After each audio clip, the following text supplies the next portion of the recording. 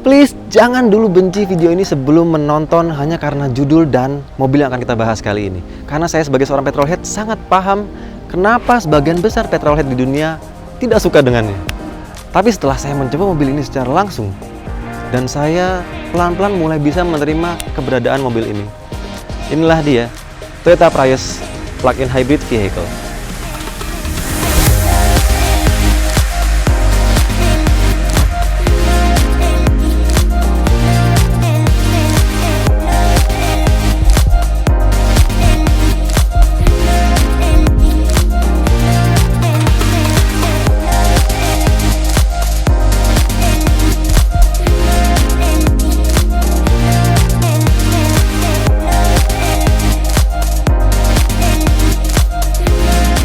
Cepat atau lambat, Indonesia akan segera memasuki era elektrifikasi kendaraan bermotor. Tapi perlu diingat, isu utama hadir tidaknya mobil ramah lingkungan di Indonesia adalah seputar pajak. Hingga saat ini, pemerintah belum mengetuk palu untuk memberikan insentif agar mobil-mobil hybrid maupun listrik dapat menjangkau seluruh lapisan masyarakat. Dan yang paling menarik di bulan Juni 2018, pihak pemerintah Indonesia menggandeng Toyota Astra Motor untuk melakukan riset mengenai mobil listrik yang melibatkan beberapa perguruan tinggi di Indonesia, salah satunya Universitas Indonesia. Tujuan dari riset kami adalah untuk mengetahui sejauh mana efisiensi konsumsi bahan bakar dari Prius ini. Jadi kita menguji dua jenis Prius. Prius yang pertama adalah Prius yang biasa, yang kedua adalah plug-in hybrid. Yang plug-in hybrid ini kita bisa mencharge baterai kendaraan ke instalasi PLN. Itu kalau full charge bisa menempuh jarak sekitar 70 km. Nah, jadi antara kedua jenis Prius ini akan kita uji konsumsi bahan bakarnya untuk lalu lintas di Jakarta. Toyota Prius bisa dikatakan menjadi salah satu mobil yang mengubah dunia. Ia adalah mobil hybrid pertama yang diproduksi massal pada tahun 1997. Berselang 6 tahun, generasi kedua diluncurkan dan berhasil terjual sebanyak 10.000 unit setiap bulannya. Prius pernah hadir secara resmi di Indonesia. Generasi ketiga di tahun 2009 dan saat itu dijual dengan harga 585 juta rupiah, yang artinya bahkan lebih mahal dari sebuah Toyota Camry. Inti dari sebuah Prius adalah bukan seberapa kencang atau seberapa mewahnya mobil ini karena harganya cukup mahal, tapi lebih kepada diciptakan untuk menyelamatkan bumi kita, lebih tepatnya Jakarta, Indonesia, yang sudah penuh dengan polusi.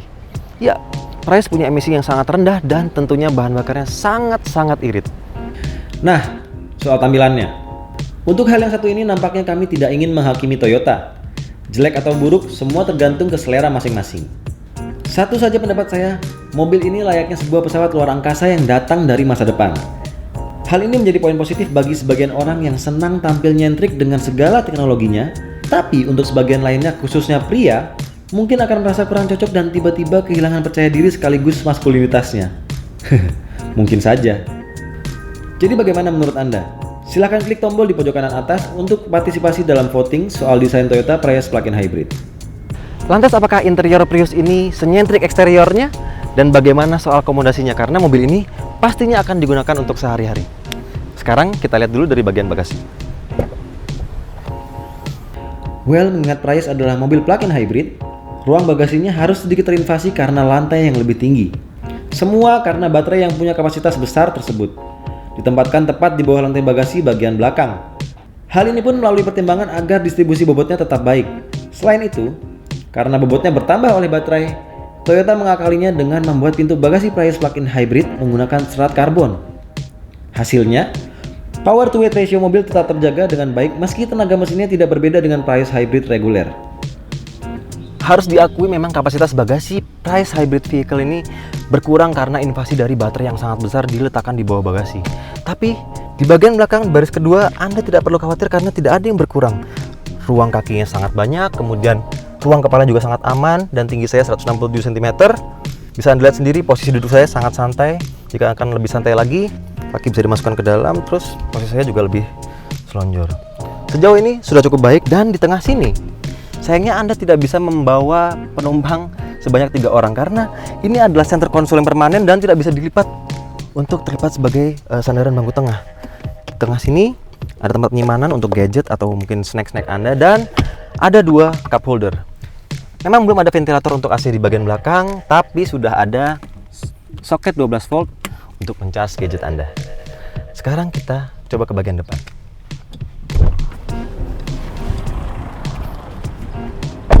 Secara keseluruhan saya suka sekali dengan desain interior Toyota Prius.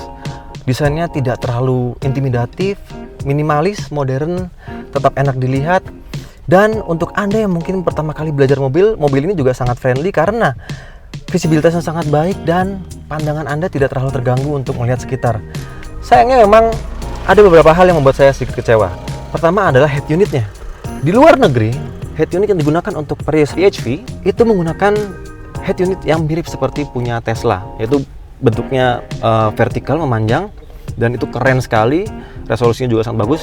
Tapi untuk yang ada di Indonesia sayangnya ini seperti head unit yang digunakan pada mobil di tahun 2000 awal karena tampilannya saja kurang menarik dan resolusinya kurang bagus. Tapi untuk fasilitasnya Anda tak perlu khawatir karena memang sudah ada peta di sini dan kemudian bisa sambungan telepon lewat Bluetooth tentunya, kemudian ada juga fitur teleponi. Jadi sebenarnya ini lengkap, hanya saja tampilannya memang kurang menarik dan terkesan old school. Kemudian ada lagi tuas transmisi yang peletakannya lucu. Sebenarnya ini tidak ada masalah dengan tuas transmisi ini karena posisinya ergonomis, mudah dijangkau, Anda tidak perlu menunduk karena langsung terjangkau dengan tangan. Tapi bentuknya lucu gitu. Jadi Anda rasanya seperti mengemudikan sebuah mobil mainan listrik punya anak-anak yang ada tuas transmisinya di sini. Ini lucu sih, tidak jelek tapi lucu saja. Hal menarik lainnya di Toyota Prius sudah ada fitur wireless charging untuk HP Anda yang sudah support di sini posisinya. Jadi Anda tinggal meletakkan HP Anda di sini. Kemudian ada 2 cup holder dan ada soket 12 volt. Ada colokan langsung untuk USB juga untuk mencas HP Anda dan terkoneksi langsung ke head unit. Kemudian di sini juga ada tempat penyimpanan. Cukup besar, cukup untuk menyimpan gadget dan snack-snack Anda. Dan apalagi yang Anda butuhkan sudah semua tersedia di sini. Tentunya mobil ini juga sudah dilengkapi dengan fitur keselamatan yang baik. Sudah ada VSC atau Vehicle Stability Control dan ada HUD di bagian depan. Kemudian yang menarik lagi di sini ada fitur penghangat kursi penumpang dan pengemudi. Hanya saja posisinya diletakkan di sini, kenapa ya? Mungkin karena fitur yang jarang digunakan, jadi lebih baik disembunyikan di sini. Entah kenapa Toyota taruh di situ, tapi fitur di sini sudah cukup lengkap untuk sebuah mobil yang sangat irit bahan bakar dan mengutamakan efisiensi.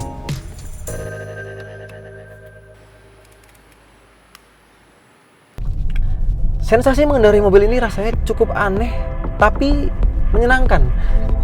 Anehnya karena mobil ini benar-benar tidak ada suara sama sekali dari mesin karena sekarang kita ada di EV mode. Jadi di EV mode ini benar-benar mengandalkan hanya motor listrik dengan tenaga sebesar 71 daya kuda dan torsinya 163 Nm. Dan dalam EV mode, mobil ini bisa berjalan sejauh 70 km dengan kecepatan maksimal hingga 135 km per jam. Luar biasa teknologi motor listrik dan baterai dari mobil ini. Jadi ini sangat menguntungkan bagi Anda yang mungkin ketika mobil ini bisa dijual, Anda membeli mobil ini kemudian Anda pergi ke kantor, jarak ke kantor Anda pulang pergi hanya sekitar 50 hingga 70 km per jam. Anda sama sekali tidak perlu mengisi bensin. Jadi Anda begitu sampai di kantor, Anda bisa langsung charge mobil ini, atau nanti ketika Anda sampai rumah juga Anda bisa langsung charge mobil ini. Dan untuk men-charge dengan fast charging, mobil ini hanya butuh waktu sekitar 2 jam.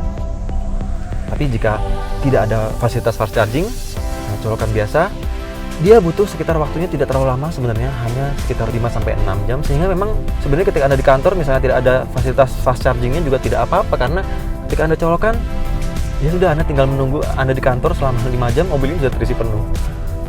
Menyenangkan sekali rasanya ketika nanti mobil ini dijual, terus saya akan menggunakan sehari-hari ke kantor, rasanya mungkin tidak perlu lagi bayar bensin, tidak perlu lagi report, bensin saya habis. Tapi yang paling menarik lagi adalah ketika Anda lupa men-charge mobil ini, Anda tidak perlu khawatir mobil ini akan mogok karena kehabisan baterai, karena dia juga menggunakan teknologi Atkinson Cycle yang mengandalkan mesin untuk menyala dan mengisi ulang baterai. Jadi ketika baterai habis, mesin otomatis menyala dan baterainya tercharge secara otomatis, baik ketika Anda berjalan, bercruising, walaupun ketika Anda melakukan pengereman juga. Ini luar biasa. Hanya saja memang ada beberapa hal yang sedikit mungkin agak mengkhawatirkan di depannya untuk mobil listrik, karena ada isu bahwa ketika baterai ini rusak, baterai harus dibuang dan Anda harus membeli baterai baru. Dan ada umur dari baterai. Umur baterai ini diperkirakan sekitar mungkin 5-10 tahun. Jadi ketika Anda punya mobil seperti ini, Anda harus punya budget untuk membeli baterai baru. Dan lucunya, ketika baterai Anda rusak, mobil Anda kehabisan bensin, Anda sama sekali tidak bisa mendorong mobil ini ke pinggir jalan ketika misalnya Anda mogok di tengah jalan, karena ketika merusak, mobil ini akan terkunci dan benar-benar tidak bisa bergerak kemana-mana. Tapi itu sangat jangka panjang dan Anda sepertinya tidak perlu khawatir untuk sekarang. Untuk faktor keselamatan, mobil ini juga sudah lengkap sekali. Sudah ada vehicle stability control, ada blind spot monitoring, kemudian ada lane departure assist, ada juga front collision alert. Mobil ini mungkin salah satu Toyota yang fitur keselamatannya paling lengkap. Dan yang sangat menyenangkan dari mobil ini lagi adalah kualitas berkendaranya sangat baik, karena Prius terbaru ini adalah mobil pertama yang menggunakan sasis terbaru dari Toyota, yaitu TNGA. Maksud saya bukan sasis, struktur terbaru dari Toyota atau arsitektur terbaru dari Toyota, yaitu TNGA, Toyota New Global Architecture. Dengan struktur baru ini, arsitektur baru ini, mobil Toyota sekarang jadi lebih nikmat untuk dikemudikan. Kemudian juga peredaman kabinnya jadi baik, bantingan suspensinya yang paling terasa menyenangkan. Mobil ini empuk, tapi tidak harus mengorbankan terlalu banyak soal pengendaliannya. Pengendaliannya masih akurat. Luar biasa Toyota. Good job. Untuk mobil seperti ini dengan teknologi tinggi dan luar biasa efisien, Anda tidak bisa mengharapkan mobil ini untuk berjalan kencang. Karena menurut klaimnya mobil ini hanya bisa berakselerasi dari 0 ke 100 km per jam di waktu sekitar 10-11 detik saja. Tapi nggak masalah, karena Anda membeli Prius, Anda ingin mobil yang sangat-sangat irit. Itu yang Anda cari. Dan ketika Anda di EV mode, Anda mencoba berakselerasi, karena torsi 163 Nm itu sudah tersedia dari 0 RPM, karena ini adalah motor listrik. Jadi sensasi menghentaknya itu sebenarnya sudah cukup menyenangkan. Hanya saja emang aneh tidak ada suaranya, tapi mobil ini sudah melaju sangat kencang, bahkan dari 0 RPM. Lucu sih, tapi menakjubkan karena ketika Anda membejek full, ini sama sekali tidak mengaktifkan mesin konvensional dari mobil ini.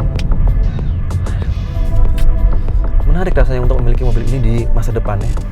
Apalagi ketika Anda sudah memiliki mobil yang mungkin Anda senangi, mobil performa tinggi, mungkin seperti mobil supercar atau sports car. Kemudian Anda ingin mobil yang irit untuk sehari-hari, rasanya Toyota Prius bisa menjadi pilihan yang sangat tepat. Prius plug-in hybrid menjadi solusi bagi Anda yang memiliki mobilitas tinggi dengan mobil, tanpa harus mengeluarkan biaya yang besar untuk membuat mobil Anda tetap berjalan.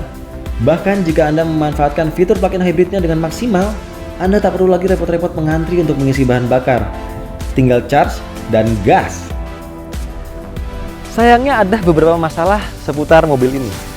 Yang pertama, mobil ini belum dijual secara resmi oleh PT Toyota Astra Motors di Indonesia.